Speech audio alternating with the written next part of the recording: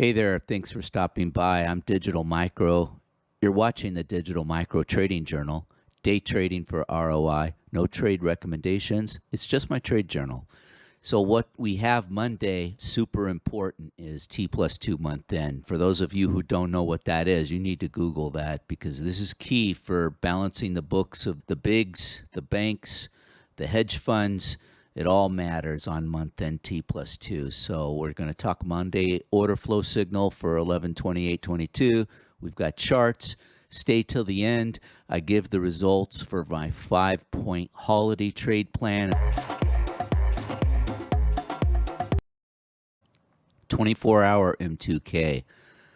So the first thing on the left is this huge candle, November 10th, where I mark the volume weighted average price here, and you can see that has carried into before the Monday open at an 1863.8. So I'm paying attention to price behavior above and below the 3 EMA, the 9 EMA, and of course observing how price cannot puncture the mid Bollinger Band. So the order flow again has supported the bulls. We've got a -7 on a double algo here, hashtag with this arrow here. Down below with the strength of the hits, nothing is in red, and the cumulative delta has stayed green for mid-November to ending the holiday weeks. The 120-minute doesn't always fire a signal to me, but when it does, it's clear as day. And this is one of those times with these massively compressed Bollinger Bands here within a 5-6 handle range. It's screaming out Monday is absolutely no trade until we see a solid break of range above these Bollinger Bands or below. So when I say a solid break, in my mind, that's at least 5 to 10 handles. Timing of when it happens is just as important as how much above or below these Bollinger Bands. Very grateful for this 120-minute signal. Okay, Renko, Hama, Keltner. Last Friday, 17.4, 17.5 handles. And the key takeaway from Friday is we finally get some Keltner hits on the standard deviation here on the lower at the open. Got a small piece of that, and my bad was not letting this thing ride. Who knew we were going to go from lower to higher? So my takeaway for Monday is priority 1 or priority 2, 5-minute, and the Renko are going to be my go-tos for Monday Globex. So on the order flow here, you can see how we ended on the strength of the hits being near the low, cumulative delta near the low, and I've got that here also on the pace.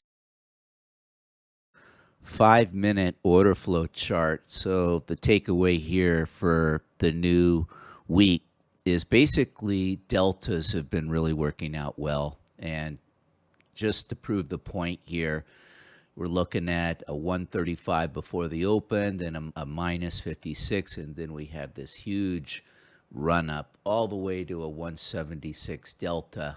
You can see here, we didn't really get till the end of the shortened session on Friday, these double algo signals, these sell signals, 1, 2, 3 in a row, the delta is +4, -4, -42.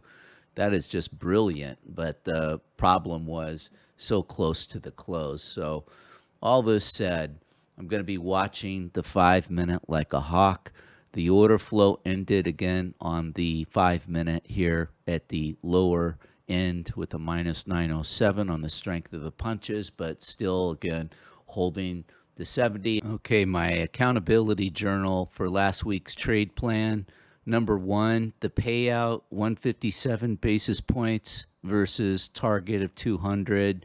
Number 2 of the 5-point plan last week was just trade a minimum of 3 full days, and actually I executed on that with only doing 2 full days of trading. Number 3 of 5-point plan last week was, I followed it 95% and traded the best time pivot. So again, Europe Globex and the RTH initial balance first hour. Number four was the most tricky for last week because price action compression really happened, of course, and made me stay out completely on Wednesday. The Globex range for most of the time was basically four handles. Last but not least, number five, this is where I need to work on the takeaway from last week and going into this week. And that is, I did not trade enough size equally, which resulted in me not hitting the ROI objective. So I did have revenge trade feeling on Wednesday. I already mentioned I didn't trade Wednesday, but basically by trading less full days, Monday and Tuesday, that solved the revenge trade. But I've got to work on my sizing. And again, I'm not trying to massively overweight the size, but I need to step it up, especially during this holiday time on year-end trading.